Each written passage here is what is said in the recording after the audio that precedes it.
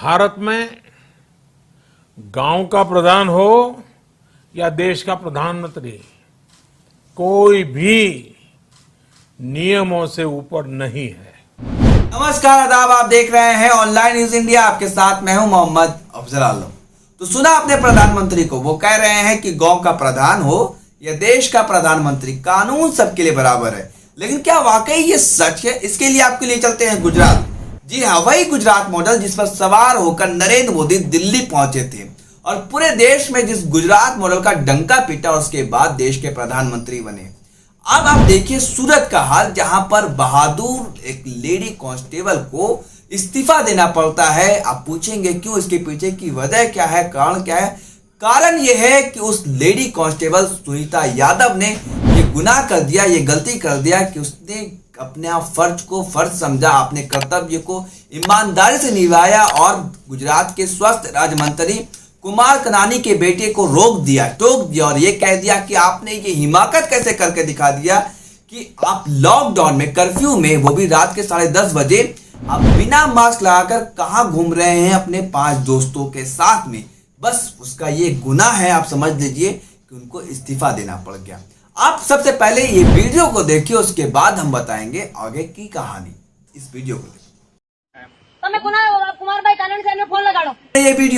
इस वीडियो में किस तरीके से वो फटकार लगा रही है, डांट रही है कुमार कनानी, जो गुजरात के स्वास्थ्य राज्य मंत्री हैं, उनके बेटे प्रकाश कनानी को, जो लेडी कांस्टेबल से लड़ रहा है, झगड़ रहा है, लेकिन वो महिला रसूख के आगे झुकती नहीं है और उन्हें कर्तव्य और कानून का पाठ पढ़ाती है।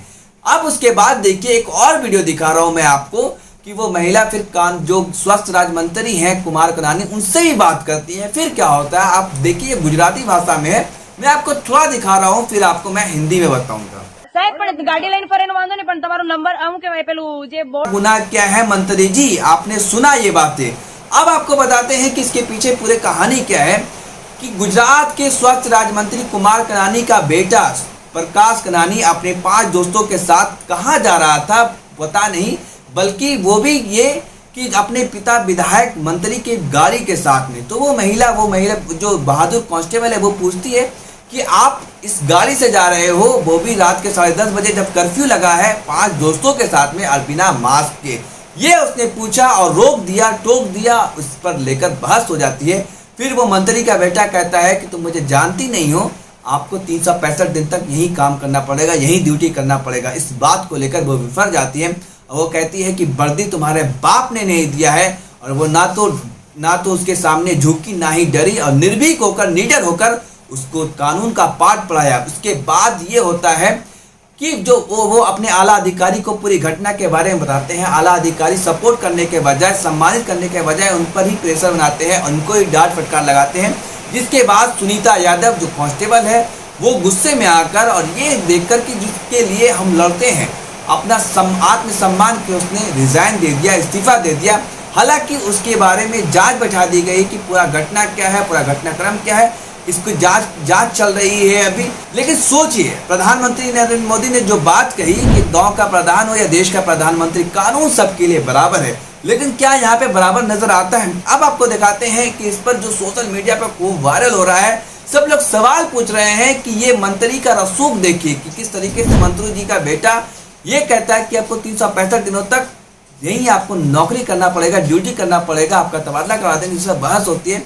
अब दिल्ली के जो महिला आयोग के अध्यक्ष है स्वाति मालीवाल, उन्होंने ट्वीट कर क्या कहा है, आप उनके इस ट्वीट को देखिए। गुजरात में मंत्री का बिगड़ैल बेटा कर्फ्यू का उल्लंघन कर बिना मास्क घूम रहा था।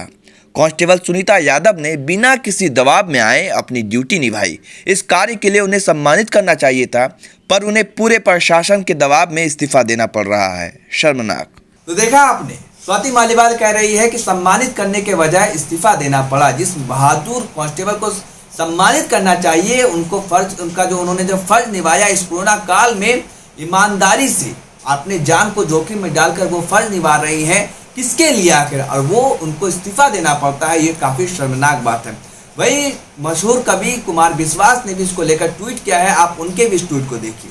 तो फिर क्या विजय रूपानी जी, सत्ता का चरित्र कभी बदलेगा या हर बार बस सरकार ही बदलेगी? उस सीनियर को जूनियर करिए और इस बहादुर जूनियर को सीनियर बनाइए। तो देखा आपने, कुमार विश्वास कह रहे हैं कि जो सीनियर अधिकारी है जिनकी वजह से इन्हें इस्तीफा देना पड़ा है, उनको जूनियर कीजिए, इनको सीनियर कीजिए, इनका प्रमोशन कीजिए और जो सरकार का चरित्र बदलिए। आखिर लोगों को ये विश्वास दिलाइए कि कानून का राज है, सबके लिए एक जैसा कानून है। जो गुजरात के मुख्यमंत्री हैं जिनका नाम विजय रूपानी है, आखिर वो अब क्या एक्शन लेंगे, ये देखना सबसे बड़ा दिलचस्प है। क्योंकि सवाल यही पैदा होता है कि आप कानून का राज तो दिखाते हैं और कहते हैं कि सबके लिए कानून बराबर है, लेकिन एक मंत्री का बेटा रसूख दिखाता है, उनके लिए किसी तरह का कोई कानून और कोई नियम नहीं होता और उसको पाठ पढ़ाने वाले को, जो पुलिस के आला अधिकारी है, वही अपने ही पुलिस डिपार्टमेंट के लोग को, कांस्टेबल को फटकार लगाते हैं, जिसकी वजह से उन्हें इस्तीफा देना पड़ता है। तो ये कितना शर्मनाक बात है, आप खुद सोचिए। और जो करनी और कथनी है भारतीय जनता पार्टी के नेताओं का, आपने खुद देखा, इनके लिए कोई नियम कानून कायदा नहीं है। कानून और कायदे तो सिर्फ गरीब और आम जनता के लिए है। बस यही हकीकत है, यही सच्चाई है। और जो कहते हैं कि बेटी बचाओ बेटी पढ़ाओ और चौकीदार, ये सरकार रसूख वाला नहीं है, लेकिन क्या नजर आ रहा है आपको, आपने खुद देखा। आप इस वीडियो को ज़्यादा से ज़्यादा लोगों तक शेयर कीजिए और पहुंचाइए, ताकि सच्चाई से लोग अवगत हो सकें और इनके चाल चरित्र को पहचान सकें। धन्यवाद।